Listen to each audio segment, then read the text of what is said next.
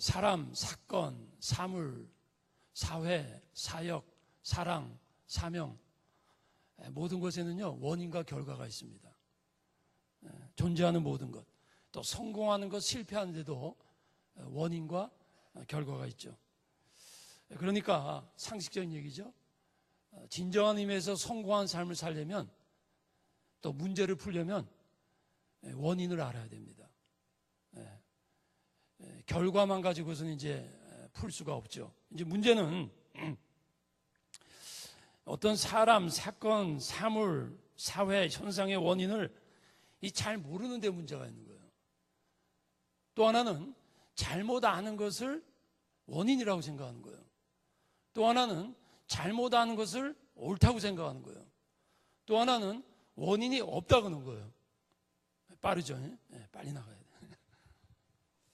근데 이제 이 원인 중에도 직접적인 원인이 있고 간접적인 원인이 있어요. 부수적인 게 있고 근본적인 원인이 있어요. 이 직접적인 원인이라는 건 뭐냐면 이런 거예요. 내가 뭔가 성공을 하고 뭔가 내가 성취를 했어요. 어떻게 내가 성공했느냐? 내가 머리가 좋고, 내가 노력을 했고, 내가 밤잠 자지 않았고, 내가 사람을 잘 만났고, 내가 운이 좋았고, 내가 기회가 좋았고. 이거는 부수적인 원인이에요. 그거 무시하면 안 되죠. 그런데 이러한 부수적인 원인이 되게 할 수 있는 근본적인 원인이 있어요. 간접적인 원인이 있어요. 내가 사람을 잘 만났고, 내가 머리가 좋고, 내가 노력을 하고 수고할 수 있는 건강이 있고, 이거 다 하나님이 주신 거거든요. 그렇죠? 그걸 이제 알아야 돼요. 이렇게 머리로 알아요. 그게 아니라 리얼라이즈 해야 돼요. 리얼라이즈. 삶 속에서 정말 이게 내가 노력하지만 사실은 하나님께서 하시는 거구나 하는 것을 리얼라이즈 하는 거예요. 이 두 가지를 모르거나 이것에서 혼돈을 하면 어떤 사람, 사건, 사회적인 현상에 대해서 원인을 심리적인 건데 물질적인 거라고 생각할 수 있고요. 거꾸로도 마찬가지예요. 물질적인 건데 심리적이라 생각할 수 있고, 또 영적인 건데 정신적인 것이다, 뭐 사회적인 거다, 이렇게 말할 수 있어요. 왜요? 그 근본 원인을 모르면 헷갈리는 거죠. 중요한 것은 사람이 이런 직접적인 원인을 안 가르쳐도 돼요. 그죠? 자기가 경험하니까 몸으로. 근데 이 직접적인 원인이 되게 하는 하나님, 근원은 이게 모르거든요. 때로는 뭐라 그래요? 모르는 정도가 아니라 없다 그러는 거예요. 없다. 그런 거 없다. 나다, 나. 운이다. 사회적인 것이다. 뭐 인간관계다. 거기에서 결정되는 것이 뭐 하나님. 왜 그러냐면 이 경험을 했는데 의식을 못하는 거거든요. 하나님이 역사하는데 그걸 모르는 거거든요. 그냥 이런 거예요. 이 포스트 모더니즘이라 이런 거예요. 하나님이 계시고 종교가 있고 진리가 있어서 우리가 있는 게 아니고, 인간이 있기 때문에 종교가 있고 인간이 있기 때문에 진리가 있다는 거예요. 그게 포스트 모더니즘이에요. 그래서 포스트 모더니즘은요, 종교와 진리는 인간이 만든다는 거예요. 잘 들으세요. 이 사람들이 종교 진리 필요 없다는 게 아니에요. 그 근본이 사람이라는 거예요. 사람이 만드는 거라는 거예요. 그러니까 상대화시킬 수 있는 거예요. 그러니까 옛날 시대에 만든 거니까 구약이나 이런 거는 오늘날 우리가 바꿀 수 있다는 거예요. C.S. 루이스 아시죠? 오늘 왜 이렇게 나 목이 잠도 잘 자고 먹기도 잘했는데.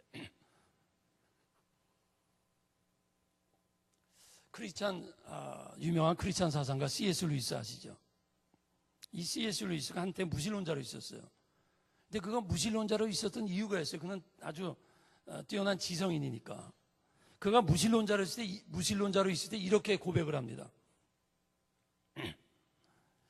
무신론자로서 신의 존재를 부정한 내 논리는 왜 우주가 그토록 잔인하고 불의해 보이는가? 왜 세상이 이렇게 불공평하고 왜 악이 존재하는가, 그 뜻이죠. 그런데 정의와 불의라는 아이디어 자체를 나는 어떻게 갖게 되었는가? 그러니까 어떤 현상만 보고 왜 이러냐, 그거 이전에 잠깐만, 그럼 내가 정의다 공의다 할 수 있는 이런 어떤 컨셉은 어디서 왔느냐? 그 얘기죠. 그 다음에 이런 말이에요. 사람은 직선에 대한 아이디어를 가지고 있어야 어떤 선이 구부러졌다고 말할 수 있다는 거죠. 우주가 불이하다고 말할 수 있을 적에는 어떤 기준이라는 근거, 컨셉이 있기 때문이라는데 그게 바로 하나님이다 그 얘기죠. 그게 근본 원인이라는 거죠. 그건 어떻게 하냐? 그건 믿음이에요. 그거 이상까지는 이 세상에 아무리 뛰어난 천재도 그거 이상 말을 못하는 거지. 그렇죠? 이게 곡선이야 직선이야 그 말을 할 수 있는 것은 직선이라는 개념이 있는 거죠.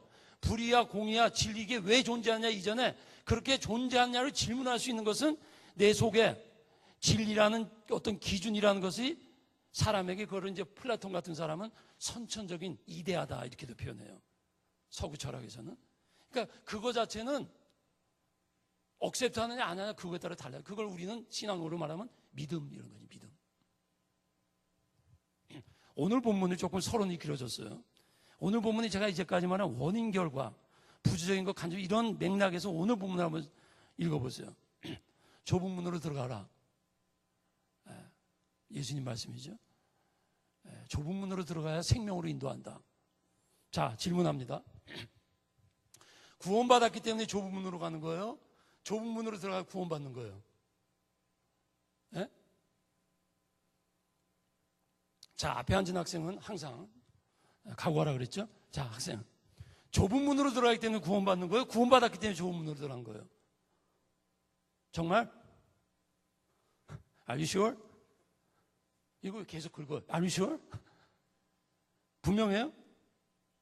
아니, 말을 해야지. 분명, 오케이. 그 다음 학생. 안 시킬 줄 알았지. 자, 좁은 문으로 들어가야 구원 오는 거예요? 구원받았기 때문에 좁은 문으로 들어가는 거예요? 근데 조금 오늘 본문 한번 좀 깊이 생각해요. 예수님이 뭐라면 좁은 문으로 들어가라. 그게 어떤 문이라 그러죠? 생명으로 인도하는 문이라 그러잖아. 자, 결론부터 말하고 시작할게요. 좁은 문으로 들어가는 거는요, 구원의 결과이지만 동시에 구원의 조건이에요. 이런 질문 할 줄 알았어. 이제 이런 질문 나올까? 목사님, 예수 오직 믿음으로 구원받잖아요. 그 생각 탁 튀어나오지. 야, 그걸 모를 것 같아. 다 알아. 그런데 구원받았기 때문에 우리가 좁은 문으로 가는 게 사실인데 오늘 본문을 자세히 보면요. 예수님이 좁은 문을 잘 보세요. 좁은 문을 너희들이 예수를 믿었기 때문에 빛과 소금이 되라는 의미로 말한 게 아니에요. 이제 조금 헷갈리는 거지. 헷갈려야 재밌잖아요. 다시 한번 말할게요. 너희는 세상의 빛이다 소금이다 이거는 당연히 구원의 결과로서 우리의 윤리성을 말하는 거예요. 그렇죠? Follow me? 네. 그런데 오늘 본문에 좁은 문으로 들어가는 생명으로 인도한다 그 말은 단순한 도덕적인 행위가 아니다 그 얘기지. 그렇죠? 왜? 생명으로 인도하는 문이기 때문에 들어가라는 거니까 너희들이 예수를 믿었기 때문에 세상에서 선하게 살라는 말하고 같아요 달라요? 다르지. 그럼 이제 똑같은 질문이 또 나온 거야. 그럼 목사님 좁은 문으로 들어가는 거는 뭐예요? 그리고 좁은 문으로 들어가야 구원받는 거예요? Yes. 그럼 또 질문. 그러면 예수 믿고 구원받는 거예요? 좁은 문으로 들어가서 구원받는 거예요? 둘 다야. 헷갈려요. 그럼 또 이런 의미에서 두 개의 구원의 조건이 있어요. 그걸 오늘 이제 제가 이 말씀을 통해서 잘 제가 이단인가 아닌가 잘 들어보세요. 여러분 이 피 흘리는 바리새인이라는 별명이 있어요. 바리새인들한테 이런 얘기예요. 이렇게 길을 걸었는데 너무나 예쁘고 너무나 멋있는 여인이 오니까 이렇게 남자들이 자꾸 쳐다보다가 이렇게 쳐다보다가 이게 떨어져갖고 피를 흘리는 게 아니고 여자가 이렇게 오니까 죄 지면 안 돼. 그리고 눈 감고 가다 떨어져가지고 피 흘린다. 진짜 그랬다는 거예요. 철저한 거예요.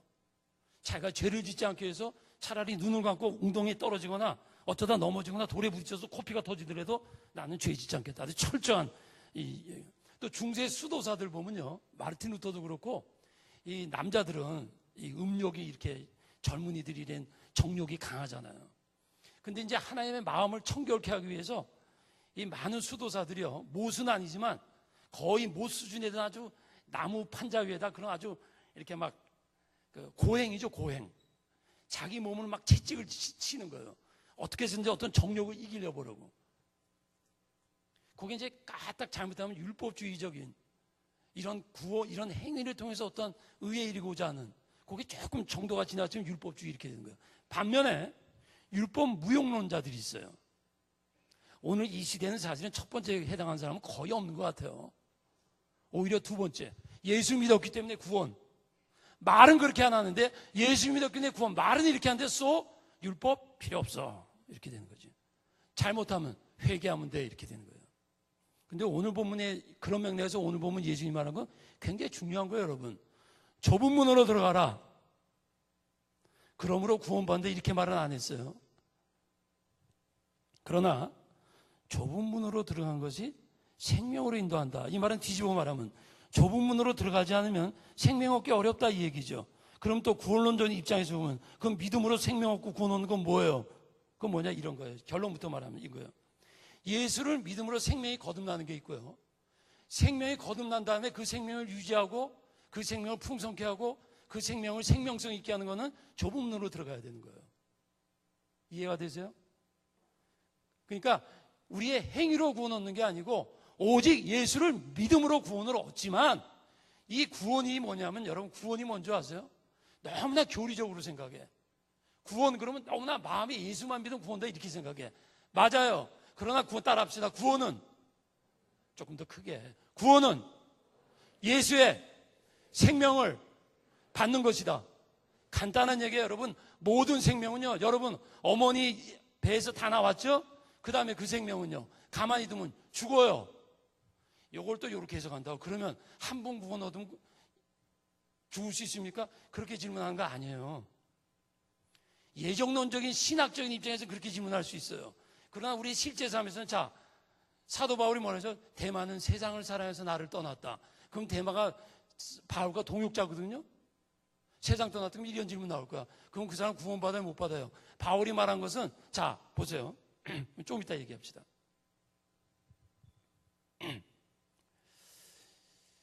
기독교에서 말하는 구원은 여러분 이게 왜 중요하냐면요. 조금 전에도 말씀드렸지만 너무나 우리가 예수 믿고 구원 굴면서 우리 삶에 생명력이 없는 거예요. 신앙에 메가리가 없는 거예요. 여러분, 우리는 오직 예수를 믿음으로 구원받지만 그 믿음을 살리는 거는요, 믿음이 아니에요. 그 믿음을 살리는 것은 믿음의 행동이에요. 그리고 그 믿음의 행동은 좁은 문으로 들어가는 거예요. 그러니까 예수님이 뭐라고 그래요? 생명으로 인도한다고 그러잖아요. 그러니까 이런 거예요. 예수 믿고 생명이 거듭났어요. 그 다음에 거듭난 거 어떡할 거예요?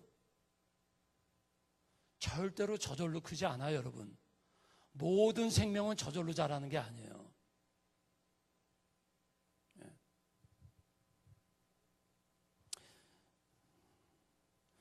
우리 빌립보서 2장 12절 한번 다 같이 열어보세요. 빌립보서 2장 12절. 그런 맥락에서 빌립보서 2장 12절을 봅니다.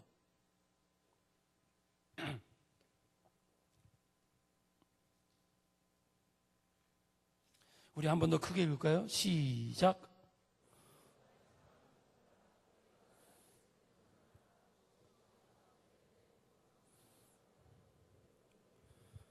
자, 여기 하반절 중요한 말씀합니다. 나 없을 때에도 항상 복종하여. 복종이 믿음의 행동이에요. 학생, 복종한다는 게 믿음이야, 행동이야? 믿음으로 행하는 거죠. 모를 줄 알고 내가 대답해 주는 거야. 여러분, 복종은 신앙의 행위예요. 자, 다시 본문 보세요. 복종하여 두렵고 떨림으로 구원을 뭐라고요? 이루라. 분명히 구원 이루라 그러잖아요.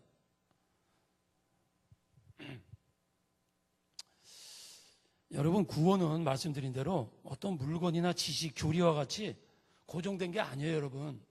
구원은 생명이에요. 생명은 한번 받았어. 됐어. 그런 게 아니에요. 아이가 태어났어. 됐어. 저절로 자라나. 그런 거 아니에요. 그래서 로마서에서 말씀하는 구원하고요, 지금 빌립보서에 말하는 구원하고 또 로마서에서 말하는 구원하고 예수님이 말하는 생명으로 인도한다는 의미의 구원은 다른 의미예요. 그러나 서로 굉장한 연관성이 있다는 거지. 이런 거죠. 예수를 믿지 않아서 생명이 없으면 뭐 이어갈 수도 없죠. 그러나 예수 믿고 예수 생명이 들어오는 거예요, 우리 속에.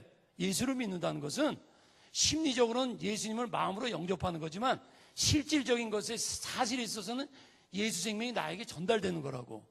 그러면 이 예수 생명이 안에서 성장하고 풍성하게 하려면 좁은 문으로 들어가야 된다라는 거예요. 예수 생명 받았기 때문에 무조건 구원 받았습니다. 그러면 그 생명이 죽는다 그 얘기예요.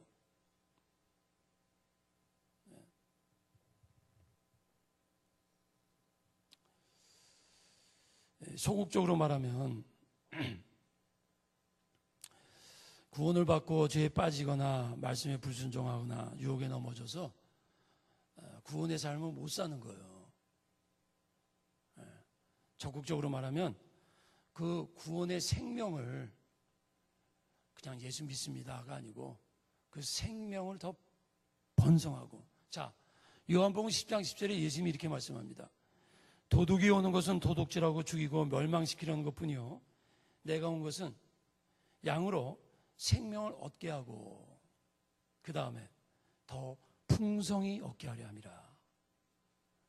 근데 많은 크리스찬들이요 여기서 끝났어요. 도둑이 오는 것은 도둑질하고 죽이고 멸망시킬 뿐이요 내가 온 것은 양으로 생명을 얻게 하고 period. 이런 의미에서 예수의 생명이 두 가지의 생명 얻는 길이 있는 거예요. 예수를 믿음으로 생명을 얻고 그 다음에 내가 온 것은 생명을 얻게 하고 그 다음 뭐라고요? 풍성히 얻게 하는 거예요. 풍성히 생명을. 그러니까 예수 생명을 얻었다 다 된다는 게 아니죠. 예수 생명을 얻었지만 빌빌 생명이 있고 팍팍 생명이 있다고. 빌빌 생명이 뭐예요? 예수 믿었지만 예수 생명이 안에서 자라나질 않는 거야. 예수 생명은 있는데 내 마음대로 사는 거야. 그러니까 예수의 생명력은 전혀 없는 거야. 그러니까 종종 내가 예수 믿나 하나님 믿나 이런 의심만 드는 거예요. 계속 죄만 짓는 거야. 그러나 생명을 얻게 하고 풍성히 얻으면 이걸 성령 충만 이렇게도 말할 수 있죠. 풍성히 얻으면 예수 생명이 나의 삶을 다스리는 거지. 그런 의미에서 좁은 문으로 들어가야 된다 그 얘기예요.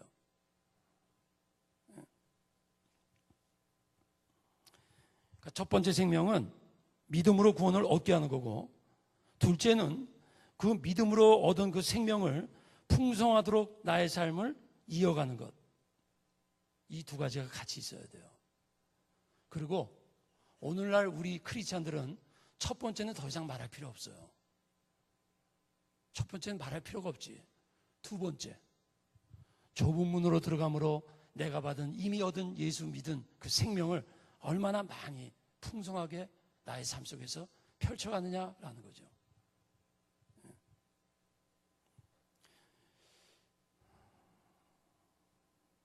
그러면 이제부터 조금 더 왜 이런 구원의 두 가지 성격이 있는가 우리 한번 따라 합시다. 구원은 조금 더 크게 하겠습니다. 구원은 일회적이고 동시에 점진적이다. 예수 믿고 구원 얻는 것은 순간에 일어나는 거예요. 그러나 구원의 삶은 점진적으로 계속 돼야 되는 거예요. 구원은 예수님이 주는 거예요. 그러나 구원의 삶은 우리가 만들어가는 거예요. 마가복음 8장 22절 이하에 보면 우리 주님께서 소경을 눈을 뜨게 하는 장면이 나와요. 그런데 흥미로운 사실은 다른 데서는 예수님 말씀이나 이렇게 안수해서 한 번에 소경을 아주 분명하게 눈을 뜨게 하는데 이 마가복음 8장에서는 예수님이 소경의 눈을 뜨게 하지만 여러 번 안수를 해요. 처음에 눈을 떴는데 제대로 보이느냐 그랬더니 뭐 나무 같은 것이 걸어갑니다. 또 안수를 하는 거예요. 왜 그러죠? 예수님의 영빨이 부족한가? 한 번 하니까 안 되니까 또 두세 번 하는 거예요? 아니에요. 이런 거예요. 소경의 눈을 뜬다는 것은 영적인 의미에서 우리 영의 눈을 뜨는 걸 의미하는 거예요. 그런데 우리 인간은 눈을 뜬 다음에 계속해서 분명히 보일 때까지 계속 기도해야 된다는 거예요. 예수님의 성령이 부족한 게 아니라 인간의 영성이 부족한 거예요. 인간이라는 존재가 육신이나 정신적으로나 영적으로나 약한 거예요.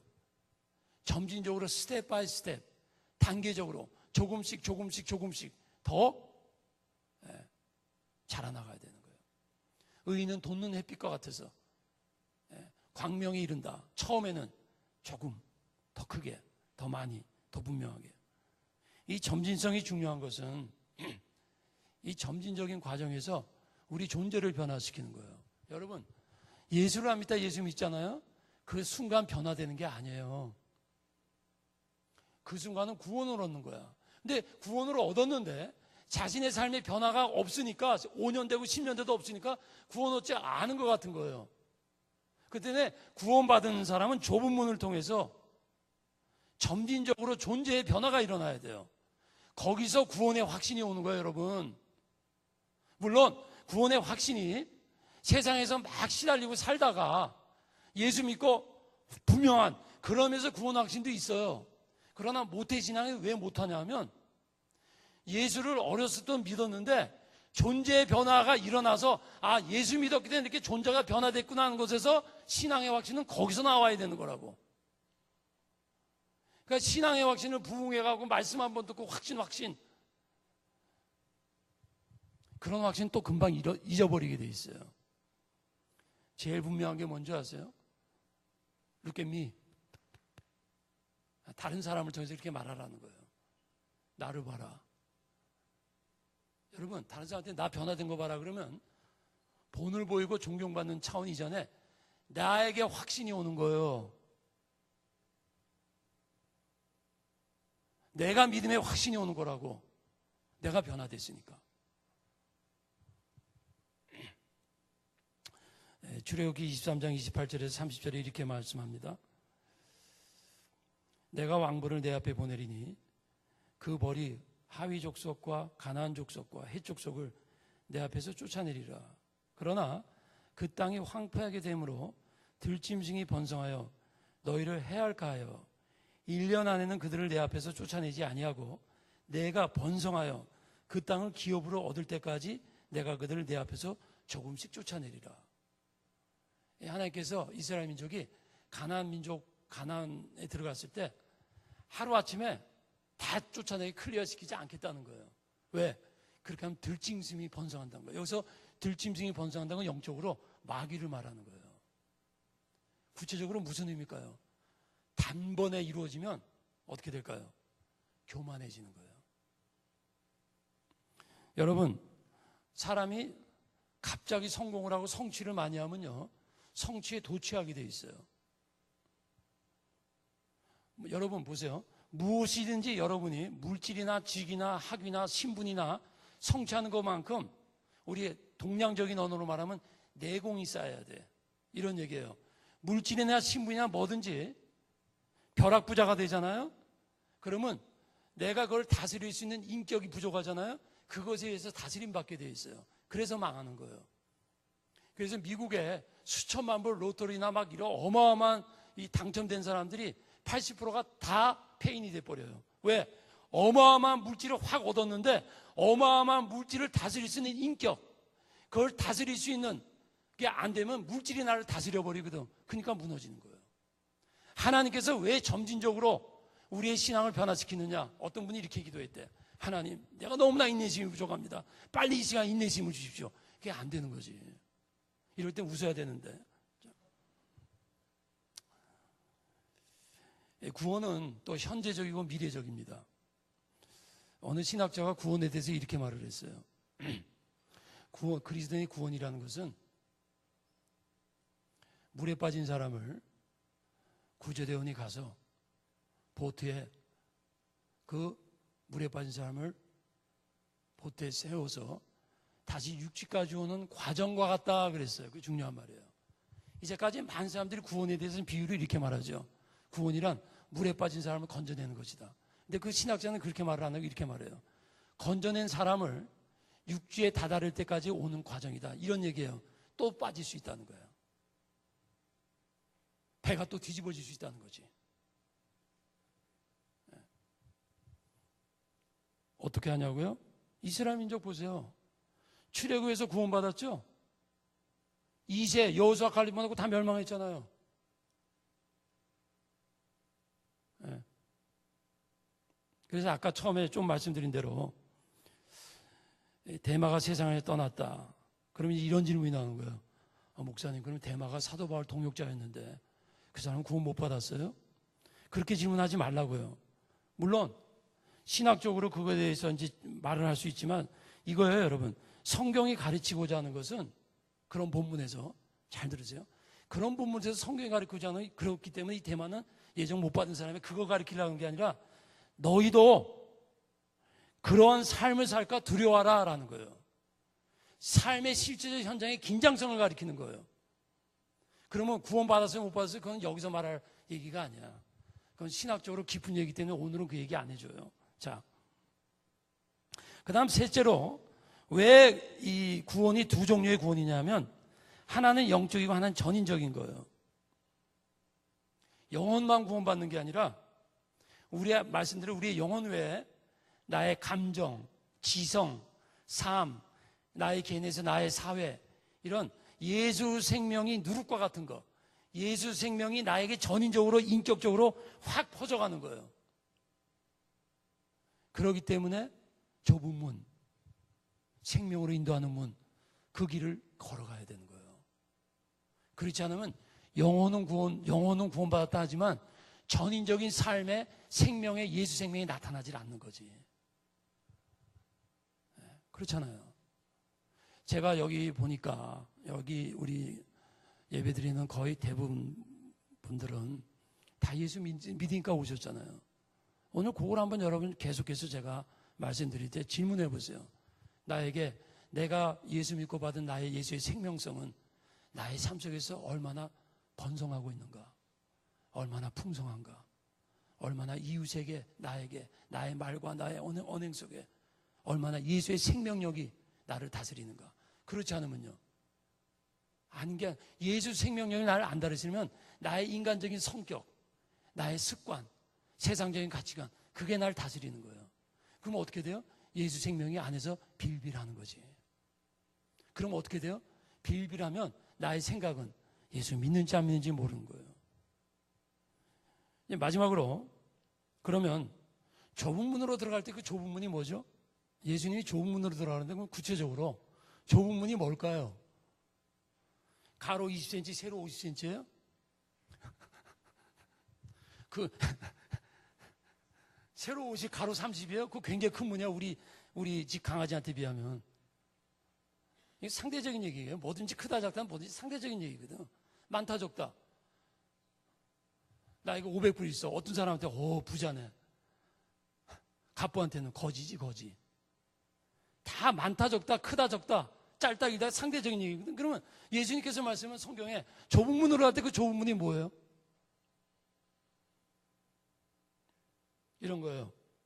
잘 들으세요. 하나님의 말씀이 좁은 문이고 하나님의 말씀이 동시에 넓은 문이에요. 무슨 말이에요? 결론. 하나님의 말씀 안에서 자유를 누리면 하나님의 말씀이 넓은 문이 되는 거예요. 그런데 하나님의 말씀에서 자유를 누리지 못하면 하나님의 말씀이 가장 좁은 문이 되는 거예요. 자, 잘 아신 대로 탕자가 집 나갔죠. 왜 나갔어요? 좁은 거야. 왜 좁아요? 방이 두 칸밖에 없나? 그런 의미가 아니죠. 아버지의 말씀을 순종해야 되나요, 집에서는? 그러니까 하나의 말씀, 아버지의 말씀을 보세요. 순종하고 말씀에 의한 능력, 잘 들으세요. 말씀에 의한 기능, 말씀에 의한 자유를 얻은 사람은 아버지 집에 있는 것이 넓은 거예요. 자유로운 거야. 그런데 하나의 말씀을 들었는데 들을 때부터가 싫은 거야. 들을 때부터가 짜증나는 거는 왜? 이미 좁은 거야. 말씀은 여러분에게 자유를 줄 때 진정한 말씀을 알게 되는 거예요. 그럴 때 말씀의 매력을 느끼는 거야. 그때 말씀을 사모하는 거예요. 근데 말씀 안에서 그런 자유함이 없으면 말씀은 계속 나를 억압하고 억누르는 거죠. 오늘날도 마찬가지 아닙니까? 여러분, 사람들이 왜 돈 그래요? 돈은 버는 것만큼 물질에는 자유를 주거든요. 나에게 500만 원 있다. 그러면 점심 먹는 거 전혀 구애 안 받는 거예요. 근데 나에게 5천 원이 있다. 점심 받는데 그냥 구애받는 거지. 물질, 모든 것은 그거 자체가 주는 자유가 있는데 물질이 주는 자유는요, 물질적인 거예요. 이런 운동을 하는 거예요. 물질이 너무나 없어서 가난한 사람이 내가 물질의 부자가 되면 모두 자유롭다는 착각을 하는 거예요. 물질이 많으면 자유 분명히 있어요. 그러나 그것은 물질적인 거예요. 물질적인 자유가 정신적인 자유를 되지 못한다는 거지. 또 학식이 많고 공부를 많이 하면 학문이 주는 자유가 있지만 그것이 우리 영혼의 자유를 주는 게 아니에요. 하나님의 말씀이 자유를 준다는 거지. 예수님께서 요한복음 8장 3절 이렇게 말합니다. 너희가 내 말에 가면 참 제자가 되고 진리를 알지니 진리가 너희를 자유케 하리라. 이런 논리가 무슨 논리예요? 진리가 너희를 자유한다는 거야. 어떤 진리가? 학문적인 진리가 아니에요. 어떤 진리가? 말씀이, 어떤 말씀이? 그 말씀이 너희 안에 거하면 거기 자유가 있다는 거지. 근데 그 자유는 역설적으로 좁은 문으로 들어갈 때 그런 자유가 오는 거예요.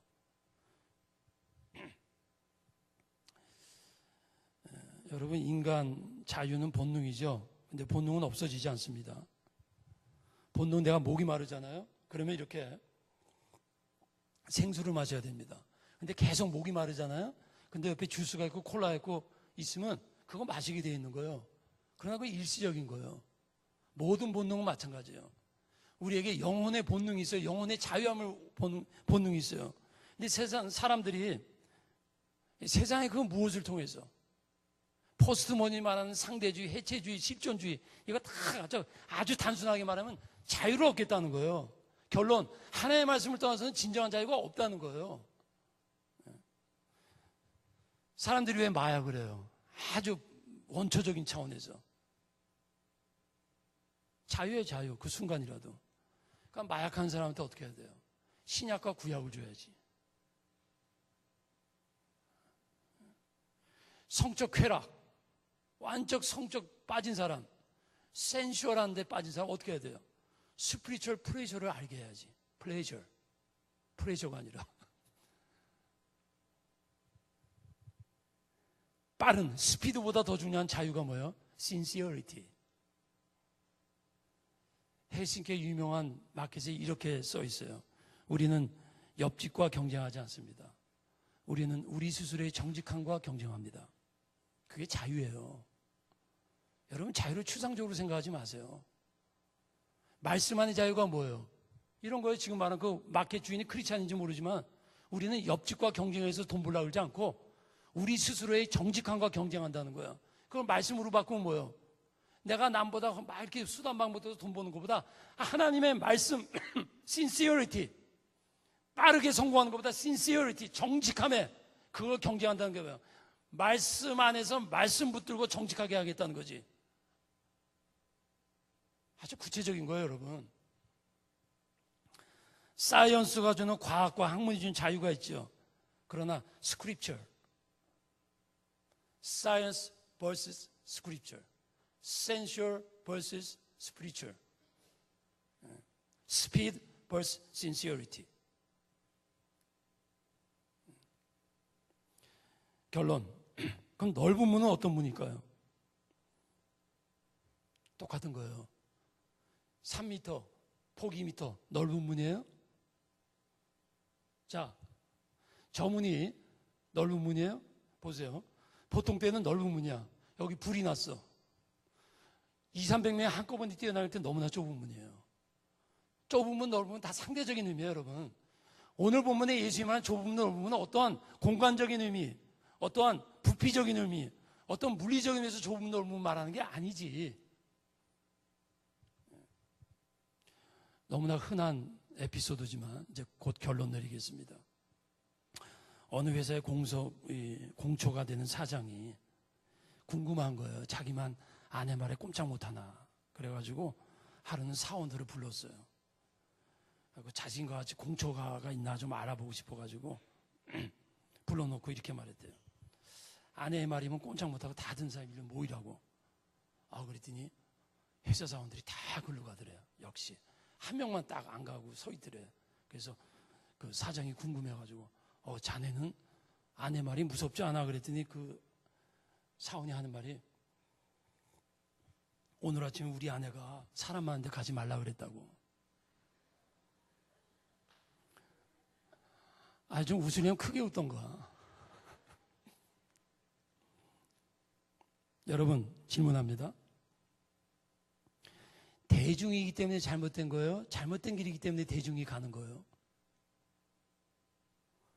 여러분, 예수님이 넓은 문이라 나쁜 게 아니, 자 보세요. 많은 사람이 가기 때문에 예수님이 잘못이라는 거예요? 아니면 잘못된 길이기 때문에 많은 사람이 가는 거예요?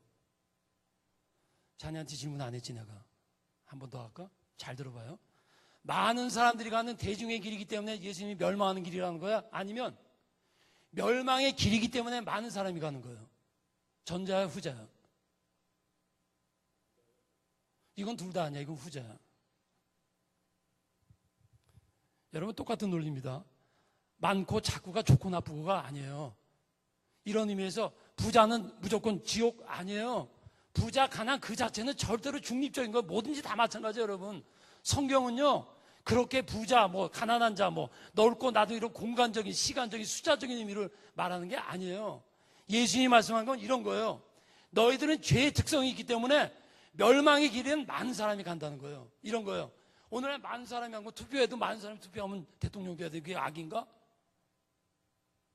그러면 많은 사람이 투표했기 때문에 동성애가 합법화 되면 그게 선인가? 아니에요. 많이 몰리기 때문에 악이다 선이다 기준을 세우는 게 아니라 예수님이 말하고자 하는 것은 악하고 멸망의 길은 많은 사람이 가게 돼 있다는 거예요. 왜? 인간의 본성이 선, 진리를 따르지 않고 많은 사람이 가는 데를 따른다. 그러면 대중이 뭐예요? 예수님이 반대하는 건 대중이 아니라 대중성이에요. 칼 융이 이런 말을 했어요. 미소니즘이란 말을 했어요. 이게 좀 여러 가지 해석이 있는 말인데 이런 얘기예요. 쉽게 표현하면 인간은 선하고 악하고 거짓이나 진리이기 전에 많은 사람들이 하는 행동을 우선한다는 거예요. 그게 넓은 길로 간다는 거예요. 우리에게 적용하면 뭐죠? 아주 구체적인 예를 듭시다. 동성애를 반대하는 사람이 찬성하는 사람이 많다. 우리 외로워지는 거지. 그러면 많은 사람이 유럽, 미국에서 다 동성애 합법하니까 우리도 가야 돼요? 그게 대중의 길이야. 왜 동성애 합법하는 줄 아세요? 인간이 죄성이기 때문에 그 넓은 길로 가는 거지. 그게 넓은 길로 가는 거지. 다시 한번 말합니다. 넓은 것, 많은 것이 무조건 나쁘다는 게 아니라 인간의 본성은 죄성이기 때문에 이 자석에 철이 저절로 가서 턱턱 붙듯이 인간의 본성은 선, 진리에 붙게 되질 않아 있어요. 인간의 본성은 죄에 탁탁탁 붙게 되기 때문에 가만히 있으면 인간의 자연인 그대로 있으면 대중의 길을 간다 그 얘기지. 그러니까 그런 것과 반대된 좁은 문으로 가야 된다라는 의미가 거기 있는 거예요. 그러니까 정신 똑바로 차려야 돼요, 여러분. 말씀 안에서 말씀드린 대로 말씀 안에서 예수를 믿는 것만큼 that's not enough.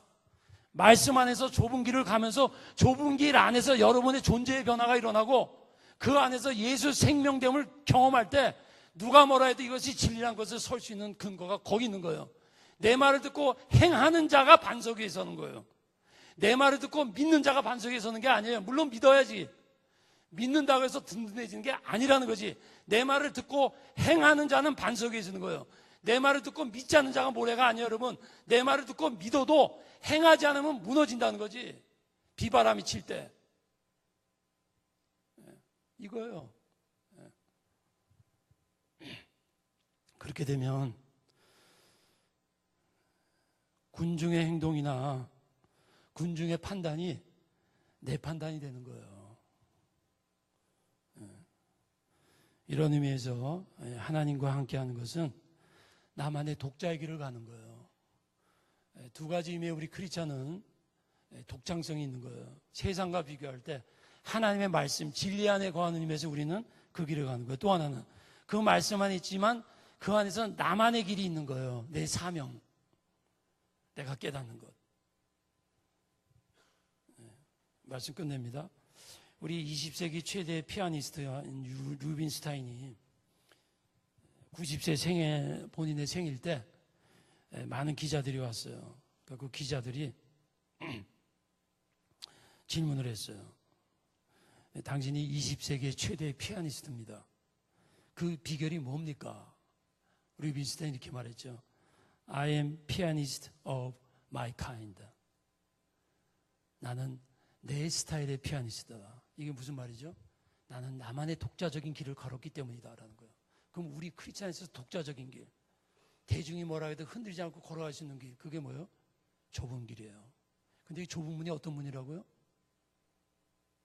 말씀 안에 자유를 얻을 때 그 좁은 문은 자유의 넓은 문이 되는 거예요. 그러나 보세요. 겉보기에는 아무리 넓은 문 같아서 탕자가 집을 떠났잖아요. 그건 멸망하는 길이에요.